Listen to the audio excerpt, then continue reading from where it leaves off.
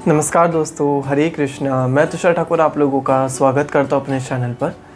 तो आज की वीडियो में आपको सुनाने वाला हूँ वैशाख मास का 11वां अध्याय। तो वीडियो शुरू करने से पहले मैं आपसे एक सजेशन मांगना चाहता हूँ कि जैसे कि अभी आपको जो है हमारे चैनल पर वैशाख महात्म्य सुबह 7 बजे मिलते थे, लेकिन जैसा मैं देख पा रहा हूँ जो कि मुझे उस टाइम जो है मेरी जो यूट्यूब ऑडियंस है या यूट्यूब फैमिली है वो आई थिंक कम एक्टिव रहती है। तो आई थिंक कि मैं जो सुबह 7 बजे अध्याय डालता हूँ उस टाइम मेरी कोई ज़्यादा ऑडियंस नहीं होती है ट्रैक में, तो वो अध्याय जो है आपको दोपहर में 2 बजे मिले करेगा। अगर आप लोग जो है इस बात से मतलब एग्री हैं तो मेरे को कमेंट बॉक्स में येस करके बताइएगा, क्योंकि सुबह शायद लोग बिज़ी होते हैं तो इस वजह से वो जो है ये वैशाख महात्म्य नहीं सुन पाते होंगे। दोपहर में मेरी ऑडियंस ज़्यादा फ्री रहती है जैसा कि मैंने देखा है यूट्यूब से। तो अगर आपको दोपहर में अध्याय सुनने हैं या जैसे सुबह आ रहे हैं अध्याय वैसे ही सुनने हैं, दोनों चीज़ें मेरे को कमेंट करके ज़रूर बताइएगा।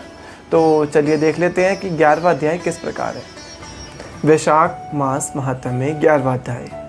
राजा मैथिल ने पूछा कि जब कामदेव भस्म हो गया तो फिर उसकी उत्पत्ति कैसे हुई।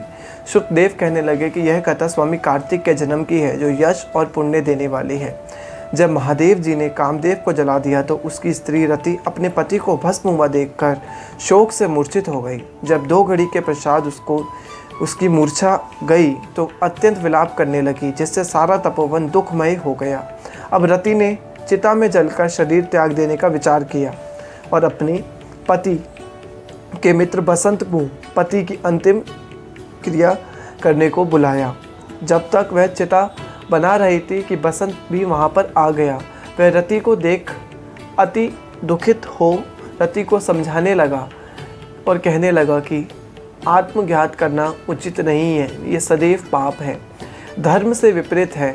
जब बसंत ने उसका शरीर त्यागने का विचार दृढ़ देखा तो नदी के किनारे पर चिता बनाई और रति गंगा में स्नान कर सब इंद्रियों को रोक और मन को आत्मा में लीन करके चित्त पर चढ़ने को तैयार हो गई। तो उसी समय आकाशवाणी हुई, हे पति प्रेमा, तुम चिता में प्रवेश मत करो, तुम्हारा पति महादेव जी और कृष्ण भगवान से उत्पन्न होगा। इस प्रकार क्रम से 2 जन्म होंगे, तब दूसरा जन्म में श्री कृष्ण के द्वारा रुक्मिणी के गर्भ से प्रगुम रूप में उत्पन्न होगा। तू ब्रह्मा के श्राप से शंबर नामक राक्षस के घर में निवास करेगी, वहीं तेरा पति प्रगुनु तुझको प्राप्त होगा। इतना कहकर आकाशवाणी समाप्त हो गई। और जब रति ने आकाशवाणी सुनी तो उसने चिता में प्रवेश नहीं किया। फिर जिनके कार्य की सिद्ध के लिए शिवजी ने कामदेव को भस्म कर दिया था, उन सब देवताओं ने बृहस्पति, इंद्र और अग्नि को आगे करके रति को वरदान दिया कि अब से तेरा पति अनंग कहलाएगा और अंग वाले की तरह मरा हुआ भी दिखाई देगा। फिर कहने लगे कि पूर्व काल में तेरा पति सुंदर नाम का राजा था, उस जन्म में भी तुम इसकी पत्नी थी, परंतु रंज संकर करणी होने के कारण तुम्हारी यह दशा हुई। अब वैशाख मास में मंदाकिनी नामक नदी में स्नान करके मधुसूदन भगवान का पूजन करके उनकी दिव्य कथा सुनकर अशून्य शयन नाम काम का व्रत करने से तुम्हारे पति को अवश्य मुक्ति मिल जाएगी। रति को इस प्रकार वरदान देकर सब देवता अपने अपने स्थान को चले गए और रति ने भी क्लेश से निवृत्त होकर मेष की संक्रांति में गंगा स्नान कर पवित्रता से लक्षुण्य शयन व्रत को धारण किया। इस व्रत के कारण से उसको उसी समय कामदेव दिखाई दे गया। उसने वैशाख मास में कर्तव्य धर्म नहीं किया था, इसी कारण पर परमात्मा का पुत्र होने पर भी अंगहीन हुआ। शुकदेव कहने लगे कि जब महादेव पार्वती जी के सम्मुख खड़े हुए अंतर्ध्यान हो गए तो पार्वती जी खड़ी रह गई और सोचने लगी कि अब क्या किया जाए।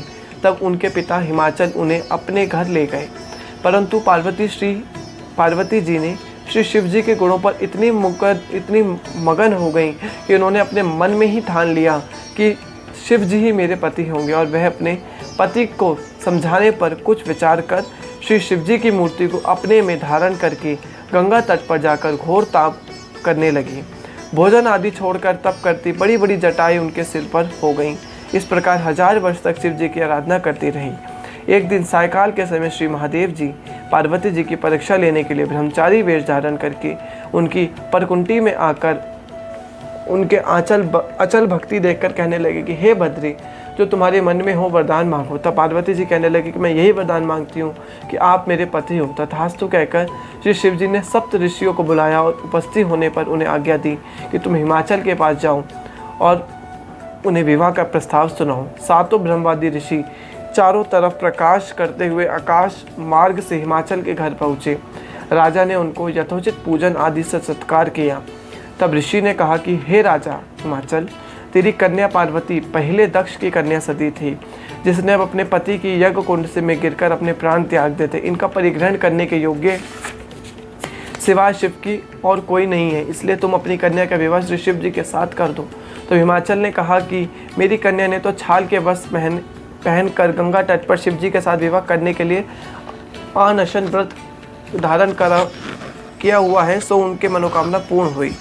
अब महादेव जी को जाकर कह दें कि मैं प्रतिपूर्वक अपनी कन्या उनके अर्पण कर चुका हूँ, आप उसको अंगीकार कीजिए।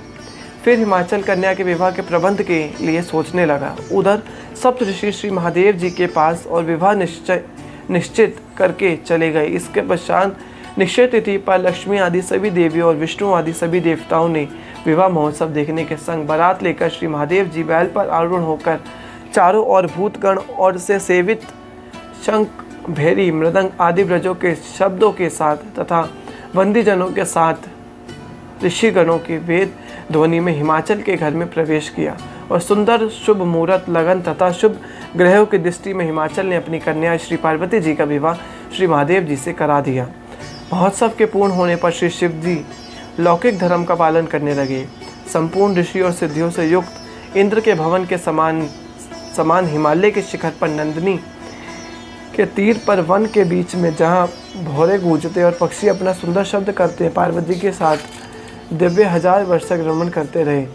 जब श्री शिवजी पार्वती के संग नित्य रमण करते रहे परंतु गर्भ स्थित नहीं हुई तो देवताओं को अति चिंता हुई और सब मिलकर इसके कारण को सोचने लगे कि नित्य ही पार्वती के गर्भ स्थाप होने के कारण हमारे कार्य की स्थिति नहीं हो रही है। फिर विचार कर अग्निदेव को बुलाया और उनको समझाया कि जिस समय महादेव जी रमण कर चुके हों तुम उनके सामने चले जाना। पार्वती जी तुमको देखकर लज्जा के मारे वहाँ से हट जाएंगे और तुम शिव जी को अपनी बातों में लगा लेना और शिष्य समान के बहुत से प्रश्न करना तथा समय लग जाने पर पार्वती जी की गर्भस्थिति हो जाएगी।